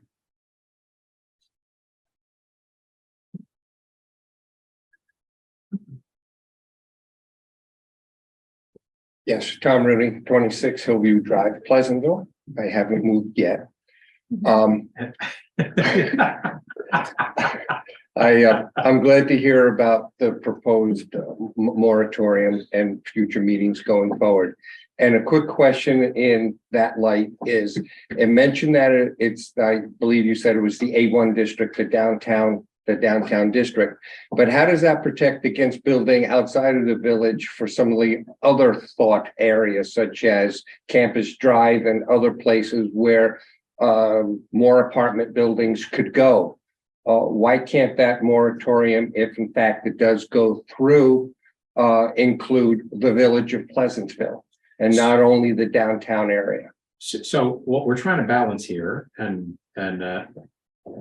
our effort may or may not comport with what others are imagining, is to try to address the issues that people have primarily focused on and that we have identified as what our community is asking us for, but to avoid locking up the entire village in a period of time when property owners or potential investors can't do anything. So you mentioned the Bank of New York site, the former Bank of New York site up behind Foxwood. That's a big property. It is not currently zoned for residential. And at the moment, it is imagined that most of the potential users would need to come forward for a zoning change in order to, they certainly would need to do that in order to proceed with a residential use. It could be repopulated for its current campus office use without a zoning change. And some would argue that it's best off converted to a residential use. Others would prefer the idea that the existing building and the existing conditions don't change. The business of changing the zoning proactively is a significant undertaking, an expensive undertaking that would be borne by the village taxpayer. And honestly, I do feel as though, speaking personally, that the situation we're in there gives us a reasonable amount of control over what might happen there. The idea of the A1 district was that it largely represents areas where multifamily housing is permitted. And most of the concern has been about either the increase in population or increase in apartments and or increase in traffic in general, right? So I don't think, for example, that we want to seize the property rights of individual homeowners who might wish to add an addition to their house or subdivide a big lot. I don't think that's really what folks have been mostly concerned about. And so our goal is to get at the issue with minimum unintended side effects, I think, as Michael referred to them. We're trying to address what was presented to us without chilling any possible change in the community. Well, yes, I did hear you say that the proposed moratorium, they'll be legally said in that nomenclature somewhere that 1 and 2 family houses would be exempt from. They would be exempt moratorium. even in the A1. So Yeah. that's not, I think, what anybody's worried or complaining Right. about. It's the putting 2 more stories on the Chase Bank and more apartments and with all the traffic and infrastructure problems that it would cause. So And that, those are, I think, very largely A1 district issues. yes, that, yeah, well, yes, because it is an A1. Right. But no, I was just a thought because I heard you say Yeah. that in the other meeting, so thanks for explaining it, and Okay. hopefully this will go forward properly. All right. Okay. Can we expect in your future appearances, you'll say, I haven't moved yet every time? Let me think about that. All right. No. I don't want you. Okay. I've been here 72 years. Where could I possibly go? I was gonna say, it's a pretty good Stoners. The woods. All right. While we're at it, if there's any comment of any sort from any member of the public on any subject, you can raise your hand in the Zoom window and we'll invite you to speak. Seeing none.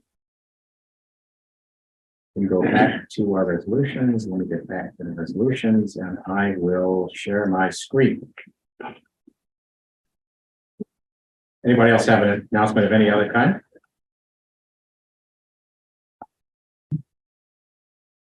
All right.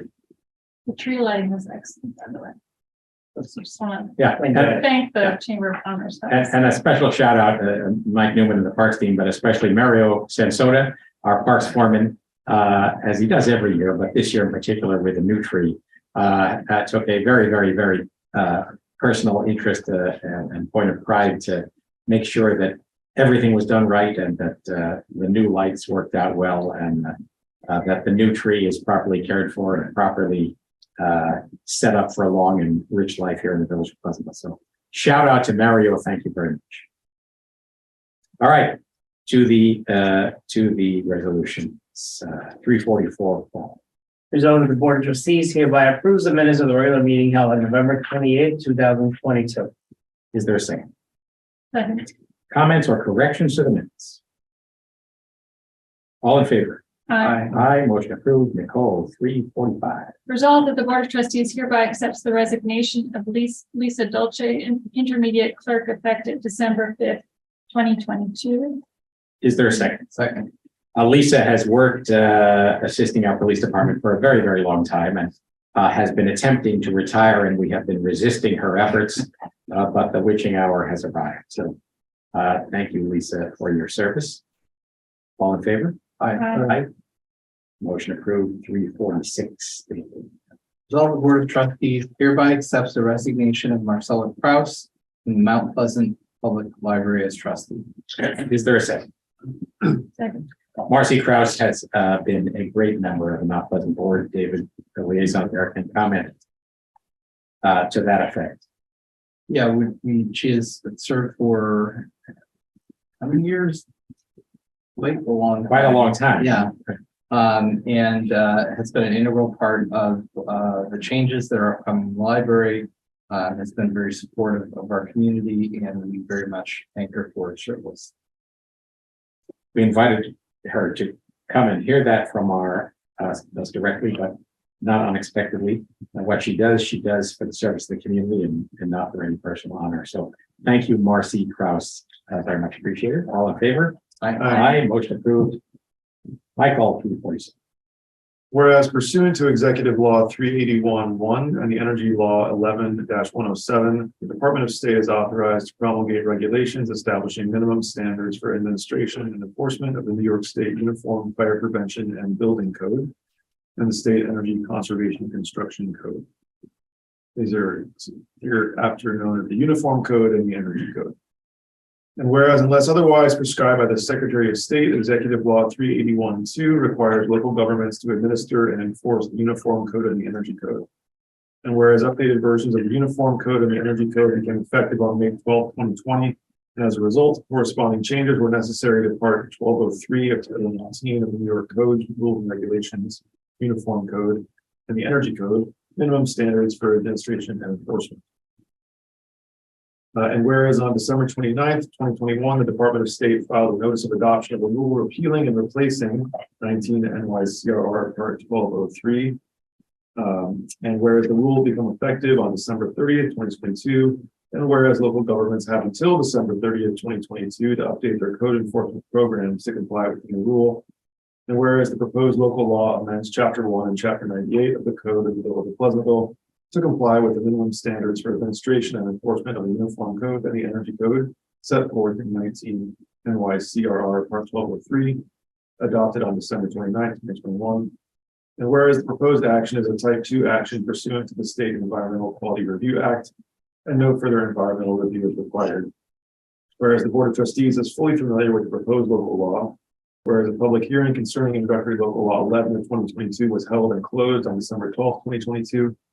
Now therefore be it resolved, that the Board of Trustees of the Village of Pleasantville hereby adopts introductory local law 11 of 2022 to amend Chapter 1 and Chapter 98 of the Village Code concerning the administration and enforcement of the New York State Uniform Fire Prevention and Building Code, which upon its passage shall become local law 11 of 2022.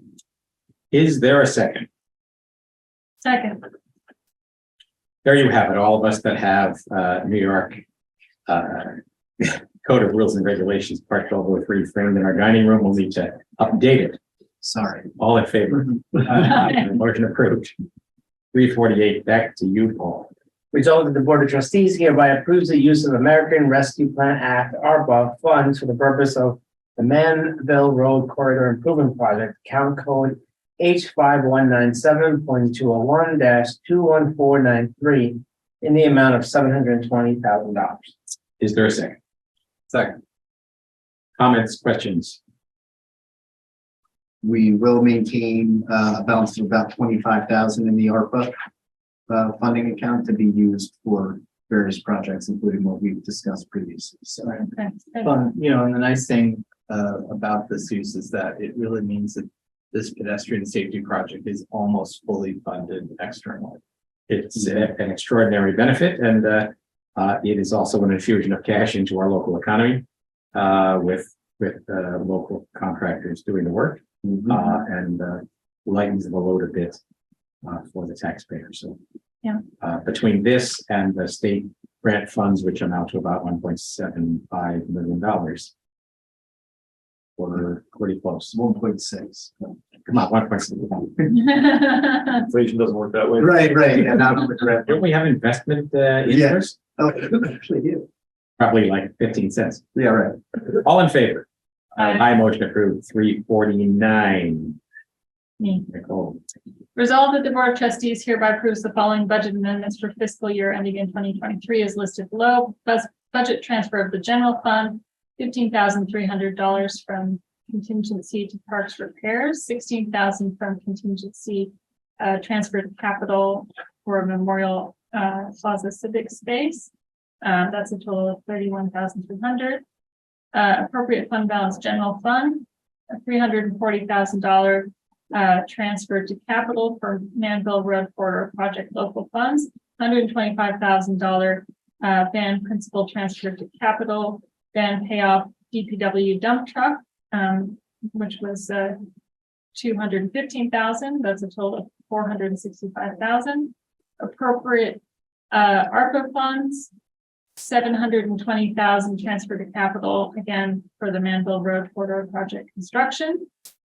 Appropriate fund balance refuse fund, $115,000 ban principal transfer to capital. Again, payoff for the sanitation truck, $120,000.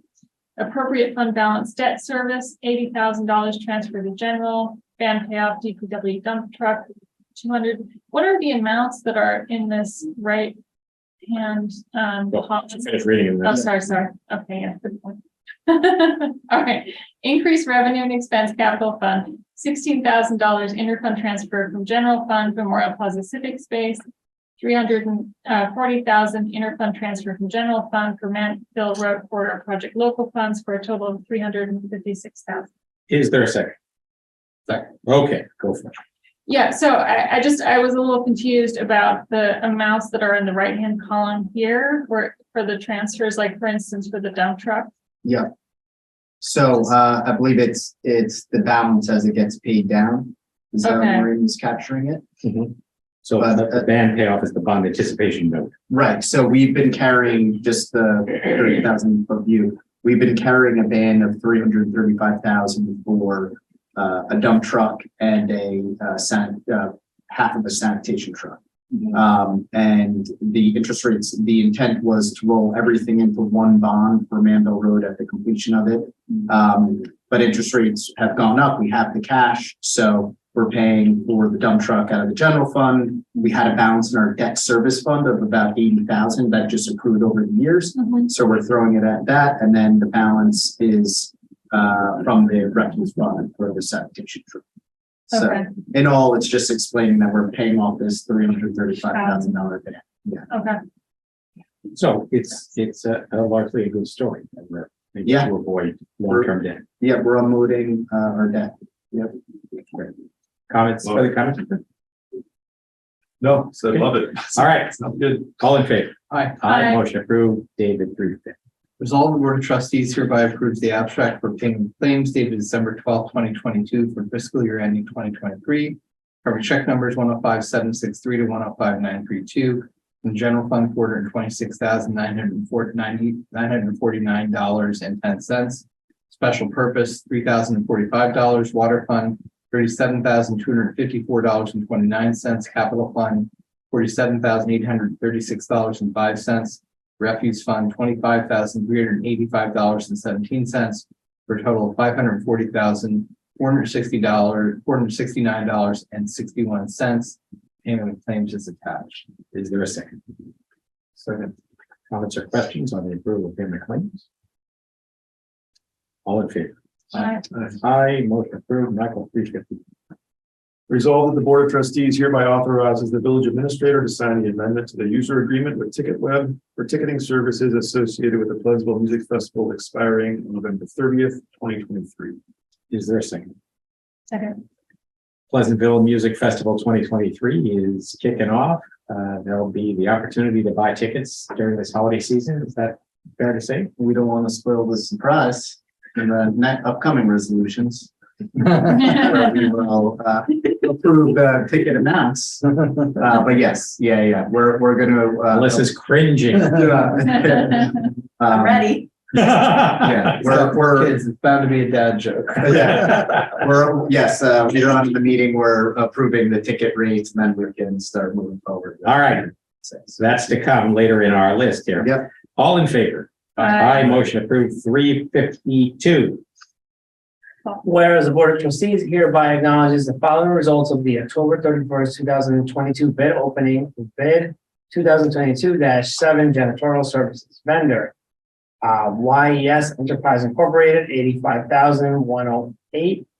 Apple Maintenance Service Incorporated, $93,244.84. Reliable Cleaning Systems CTE Incorporated, $98,000. And Cleaning Services of Hudson Valley, $51,712.48. Now therefore be resolved, the Board of Trustees hereby awards the bid 2020-7 janitorial services to cleaning services in Hudson Valley, Gardnerville, New York, for the period of January 1st, 2023 through December 31st, 2025. Be it further resolved, the Board of Trustees hereby authorizes the village administrator to sign any documentation in relation to the bid 2022-7 janitorial services. Is there a second? Second. All in favor? Aye. Aye, motion approved. 353. Resolved that the Board of Trustees hereby authorizes the village administrator to sign the ticket web equipment use agreement for equipment related to Pleasantville Music Festival expiring on November 30th, 2023. Is there a second? Second. This is like the successive reveal of the surprise. Yeah, we're getting closer. Comments or questions? All in favor? Aye. Motion approved. 354. Resolve the Board of Trustees hereby approves a request from Holy Innocents Parish to close the Tompkins Avenue parking lot to public parking on Sunday, May 21st, 2023 from 7 a.m. to 5 p.m. for the purpose of a parish special event. Is there a second? Second.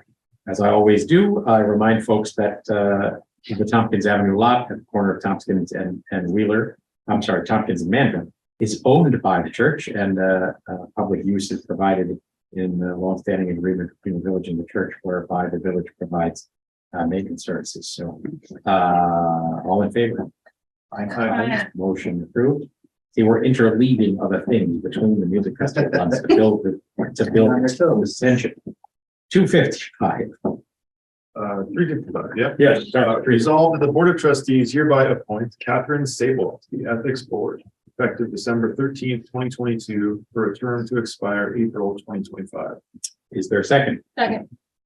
Thank you, Kathy Sable, for stepping up. It's a role that is important to the village, infrequently needed, but great to have such qualified people doing it. All in favor? Aye. Motion approved. 356, Paul.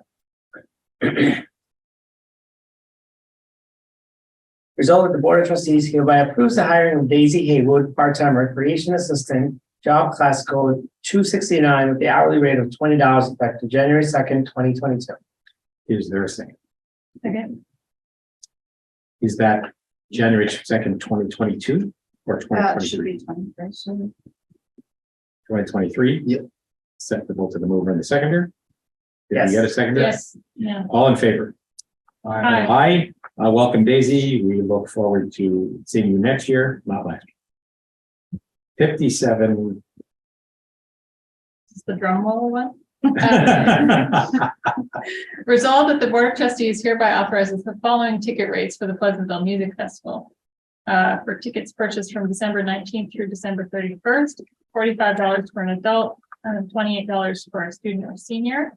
From January 1st to April 10th, $50 for an adult, $30 for a student or senior. From April 11th through June 30th, $60 for an adult and $30 for a student or senior. From July 1st to July 7th, $65 for an adult, $32 for a student or senior. And on July 8th, $70 for an adult, $35 for a student or senior. Is there a second? Second. So there you have it. A holiday opportunity. As compared to buying one at the gate, you can save yourself $25 by buying a ticket between December 19 and December 31. Comments, questions? Is this the same price as the previous years? It seems to be, right? Yes, So we're fighting inflation. that's Here right. in Pleasantville. Exactly. All right, July 8, 2023, be there or be square, all in favor. Aye. 358, I should say. David. Resisting inflation. That is, the village utilizes goods and technologies in need of ongoing maintenance and upgrades that require specific purchase or service contract to be used in order to maintain warranties and continued operations. And whereas the village attorney has drafted language to amend the village procurement policy to allow for the use of specific purchase or service contracts in order to ensure optimal operations, which was discussed at the October 13th, 2022 Village Board work session. Now, therefore be it resolved that the Village Board of Trustees hereby authorizes amending the village section 3B of the village procurement policy to add the following. Due to past history, general knowledge, cost efficiency, or other urgent need, some purchase and service contracts over $1,500 but under $19,999 may be ordered directly without obtaining multiple quotes. Permission must first be obtained in writing by the department head from either the mayor or the village manager before awarding any contract based on this provision. Is there a second? Second. So specifically, what we're running into is we have a program that runs our police cameras that's under warranty. And as we try to get 3 quotes for things, you know, services or parts to replace it, if we don't use specific parts, the warranty is negated. So we want the capacity. We talked to Eric Gordon, village attorney. Many municipalities have put that carve out in their procurement policy, and we go ahead and use Hello. But under 19,999, is that the same way saying under 20,000? Yes. Does it include 19,999? It does. So should we say up to and including? Should we just say under $20,000? I don't know. Somebody with a law degree wrote that. And it's only $1. But So- presumably not an English degree or a math degree. Yeah, that's a good point. They could see one part for one of these. Yeah. Yeah, right. We'll leave it the way it is, 19,999. All in favor? Aye. Aye, motion approved, 359. Whereas the village of Pleasantville seeks to enter into an intermunicipal agreement with 18 Westchester municipalities and Sustainable Westchester to apply for a grant from the New York State Department of Environmental Conservation for support of the Recycle Right mobile application. And whereas the village of Terrytown will serve as the lead municipality for the grant application and subsequent funding disbursement. Now therefore be it resolved that the village board of trustees hereby authorizes the mayor or village administrator to execute the intermunicipal agreement attached here to for the Recycle Right grant application with the New York State Department of Environmental Conservation. Is there a second? Okay. Sounds great. Be good to have. I encourage folks to, if they have a smartphone, to download the Recycle Right app. It provides a lot of great benefits to you and can remind you when to put out various kinds of recycling to the curb. All in favor? Aye. Motion approved. 360, Paul. Result that the village board of trustees hereby authorizes the village mayor to execute sidewalk easement agreement attached here to the property owner of 23 Bedford Road. There's a second. Second. That easement is attached. All in favor? Aye. Aye, motion approved. Nicole. 360.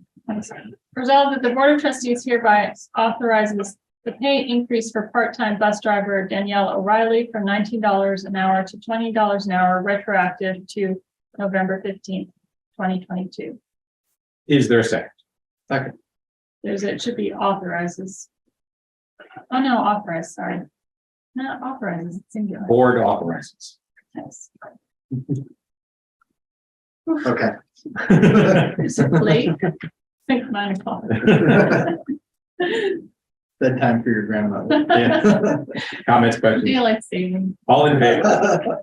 Aye. Aye, motion approved. That was the last of our resolutions. Is there, let me get back to the Zoom and then stop my share. Any attendees who wish to comment on any subject? There being none. Any new business? There being none. Motion to adjourn. So moved. Second.